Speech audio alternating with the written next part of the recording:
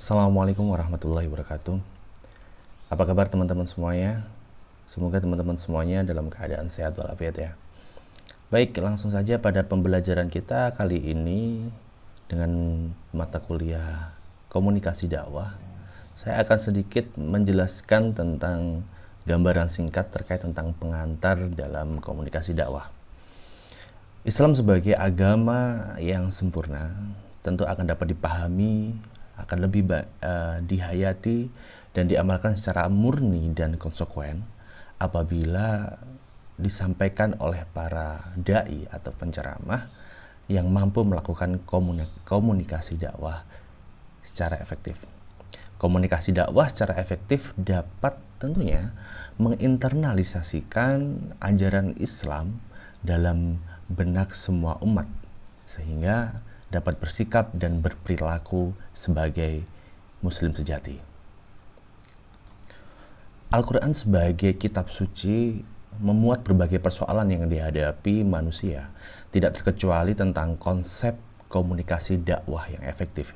Al-Quran juga memerintahkan umat manusia untuk berbicara dengan kata-kata yang efektif, komunikatif, mudah dimengerti, straight to the point, atau qaulan baligho.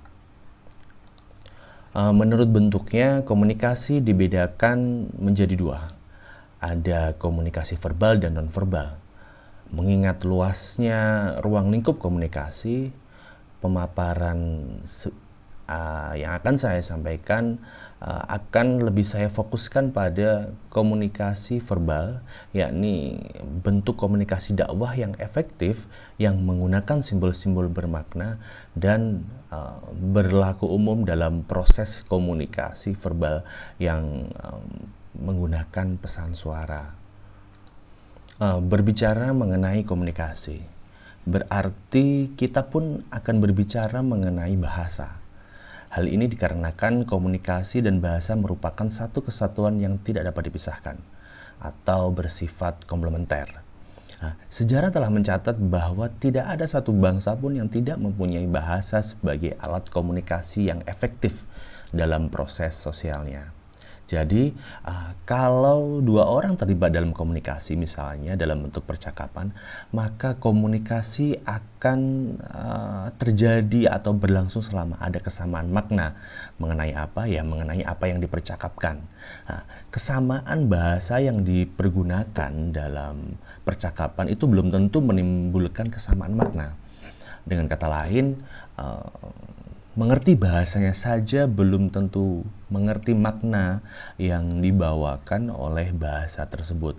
Jelas bahwa percakapan antara kedua orang atau lebih dapat dikatakan komunikatif apabila kedua-duanya selain mengerti bahasa yang dipergunakan juga harus mengerti makna dari bahan yang dipercakapkan.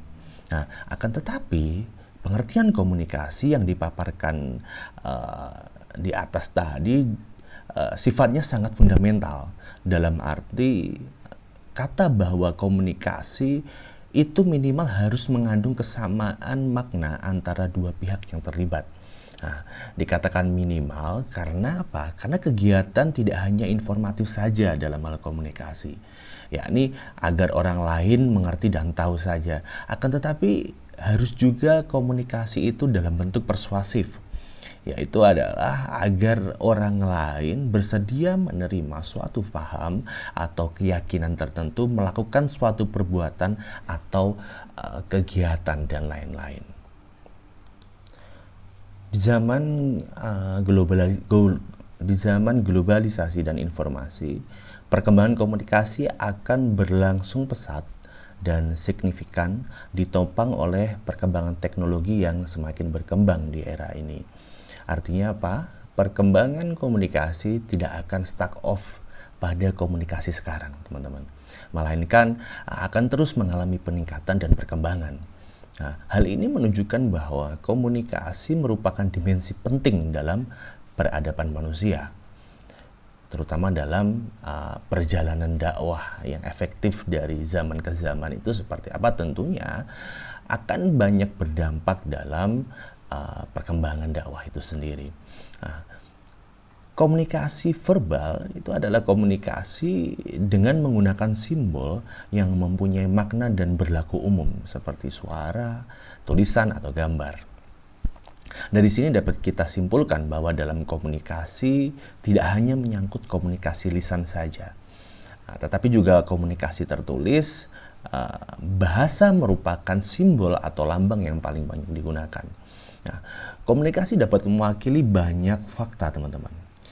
Selain fakta juga ada fenomena, bahkan sesuatu yang bersifat abstrak yang ada di sekitar kehidupan kita sebagai manusia. Oleh karena itu, dalam komunikasi, bahasa banyak digunakan oleh masyarakat. Bahasa dapat didefinisikan sebagai seperangkat simbol dengan aturan untuk mengkombinasikan simbol-simbol tersebut yang digunakan dan dipahami oleh suatu kelompok atau suatu lingkungan dalam sebuah komunitas mungkin.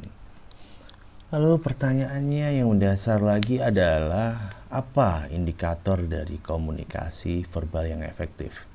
Nah, komunikasi dakwah efektif penting supaya timbul pengertian, kesadaran sikap, penghayatan dan pengalaman beragama sebagaimana yang diharapkan tanpa ada paksaan dan tekanan apapun. Berdasarkan kajian dalam teori-teori komunikasi, seorang komunikator baru disebut efektif dalam kajian dakwah jika memiliki beberapa indikator penting. Yang pertama adalah credibility, yang kedua adalah capability, yang ketiga adalah clarity, yang keempat adalah simpati, dan yang kelima adalah enthusiastic. Kita sekarang bahas satu persatu, teman-teman. Yang pertama adalah credibility. Credibility itu sama maknanya dengan citra diri. Hal ini berkaitan dengan prestasi, spesifikasi keilmuan, kompetensi, nama baik, popularitas, serta dedikasi seorang pendakwah atau dai terhadap profesinya tersebut yang istiqomah ditekuni. Nah, membangun kredibilitas atau citra diri sangat penting bagi seorang penceramah atau dai. Nah, membangun kredibilitas berarti membangun kesuksesan penampilan secara holistik. Ya, tingkat kesuksesan penceramah atau dai tentunya sangat relatif, teman-teman. Nah, tetapi minimal ada 3 kawasan penting atau ruang lingkup yang dapat dijadikan tolak ukur. Yaitu yang pertama adalah kawasan atau ruang lingkup teknologi, ruang lingkup akademik, dan ruang lingkup humanistik. Nah, kredibilitas penceramah atau dai dalam pandangan audiens atau mustami' dibangun berdasarkan kesan yang diperoleh melalui penampilan penceramah yang ditinjau dari ketiga kawasan tersebut, yaitu ada teknologi, akademik, dan humanistik. Nah, penceramah atau dai perlu memahami kondisi audiens, itu yang juga penting. Supaya apa? Supaya kegiatan berdakwah bisa dilakukan dengan cara yang efektif. Nah, kredibilitas ini atau citra diri ini secara operasional adalah sesuatu yang penting dan perlu guna menunjang kegiatan berdakwah tersebut dengan mempertimbangkan dimensi kondisi dari secara objektif sasaran dakwah atau mad'unya itu tadi. Mungkin sampai sini sudah ada gambaran ya, teman-teman ya. Baik. Nah, selanjutnya yang kedua adalah capability. Capability itu maksudnya adalah di sini seorang penceramah atau dai yang mumpuni dituntut memiliki kecakapan atau kemampuan yang memadai. Nah, kemampuan yang memadai yakni yang pertama adalah memiliki kecakapan mengemukakan pikiran secara singkat, jelas, tapi padat. Nah, sehingga dapat meyakinkan audiens atau mustami' dengan mudah. Nah, untuk membina kecakapan ini perlu melakukan beberapa upaya, antara lain yang pertama yaitu adalah membuat persiapan yang matang dan mengemas materi pembicaraan yang sistematis, runtut, dan tentunya logis gitu loh. Dan yang kedua, memiliki kecakapan mempertahankan pikiran atau mendapatkan penyampaian pendapat dalam forum pertemuan yang bersifat dialogis, atau sifatnya dua arah, komunikasi dua arah, seperti dalam diskusi, semacam diskusi ataupun ya acara-acara tanya jawab seperti itu. Itu dakwah bisa menjadi suatu bentuk komunikasi verbal yang efektif. Yang ketiga, memiliki kemampuan mengkoordinasikan dan mengkombinasikan secara tepat komunikasi verbal tersebut, baik verbal ataupun non verbal bisa sih sebenarnya, dalam waktu yang bersamaan. Jadi antara komunikasi verbal dan non verbal itu bisa dijadikan kombinasi dalam sudut pandang dakwah. Berdakwah secara lisan, hendaklah seorang dai itu harus pandai-pandai memiliki atau memilih diksi, ungkapan yang baik, benar, santun, dan tentunya lemah lembut. Agar apa? Ya tentunya teman-teman tahu semuanya, agar pesan dakwah yang disampaikan itu membekas pada relung jiwa dari para audiens atau mustami itu sendiri, sehingga dakwah akan menjadi suatu pesan yang disampaikan dengan menggunakan pola komunikasi yang efektif. Baik, yang ketiga adalah clarity. Clarity dapat dideskripsikan sebagai kejelasan dan ketepatan ucapan. Penerapan komunikasi efektif banyak bertumpu pada clarity. Sebagai komunikator, penceramah atau dai dituntut mampu mengkomunikasikan kepada audiens atau mustami.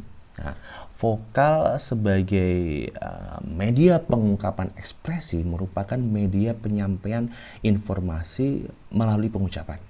Sampai atau tidaknya proses penyampaian pesan ini banyak ditentukan oleh keterampilan berkomunikasi. Keterampilan tersebut tentunya sangat dipengaruhi kepada tingkat kejelasan penyampaian dari pesan yang disampaikan dalam proses dakwah tersebut. Lalu yang keempat, simpati. Penampilan simpatik seseorang dai merupakan buah dari perpaduan atau keserasian antara ketulusan, kesabaran, dan kegembiraan. Dai yang mampu tampil simpatik akan merasa puas dan memuaskan audiens. Hukum kausalitasnya, sebab akibatnya, seperti itu. Materi dakwah yang disampaikan dengan cara simpatik, teman-teman, akan diikuti dan akhirnya dapat dipahami dengan jelas. Sementara penceramah atau dai mendapatkan juga akhirnya feedbacknya juga bakal mendapatkan kepuasan secara batiniah, karena melihat audiens, melihat mustami yang penuh antusias dan puas dengan apa yang didapatkan dari pesan yang disampaikan oleh dai.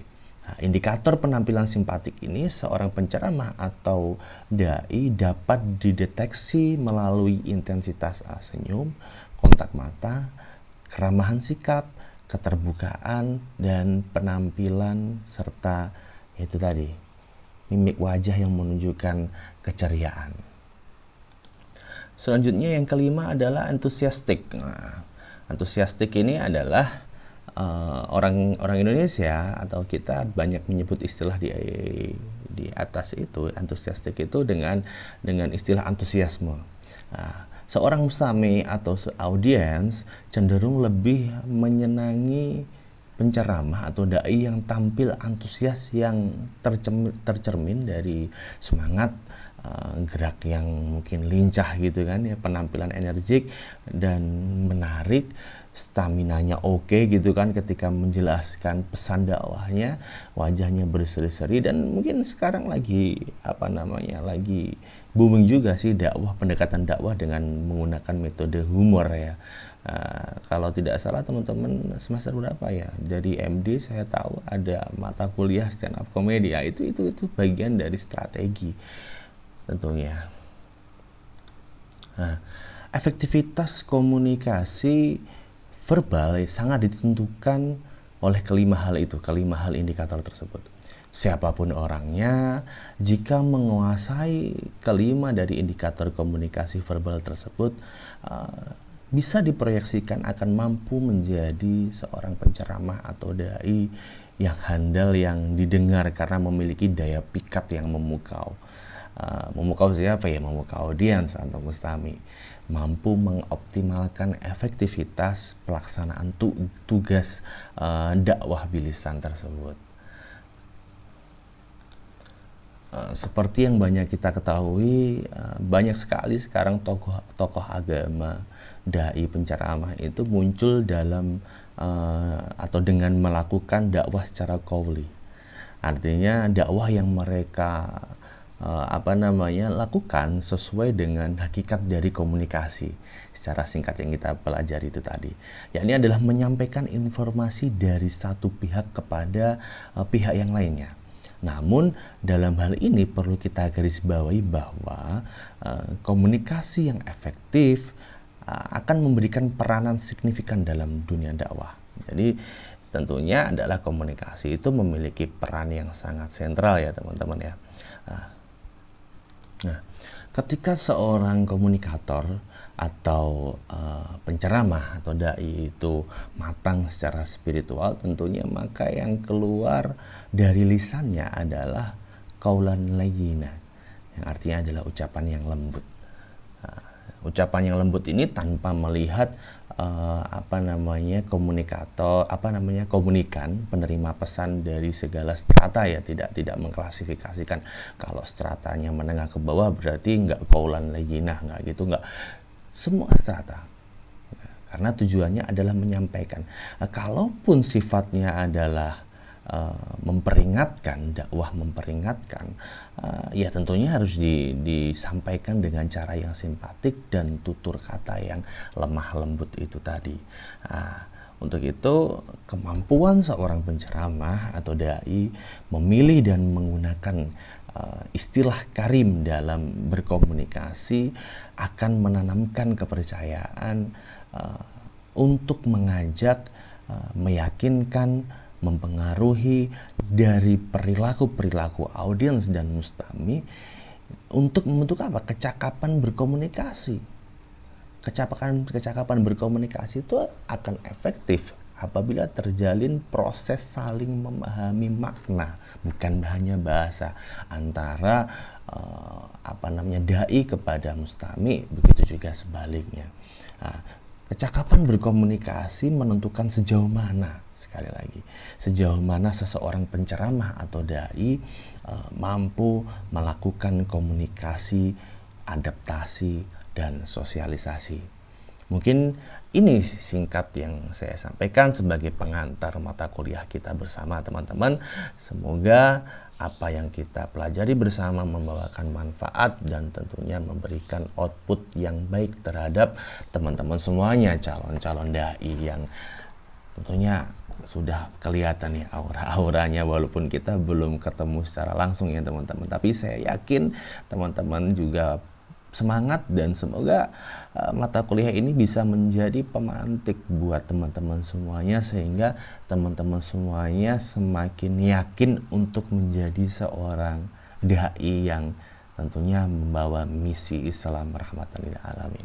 Mungkin itu dari saya Zinun Hadi, saya undur diri dulu teman-teman. Terima kasih atas perhatian teman-teman. Atas kurang lebihnya saya mohon maaf. Ihdinas syiratal mustaqim, wallahul muwaffiq ila aqwamit thoriq. Wassalamualaikum warahmatullahi wabarakatuh.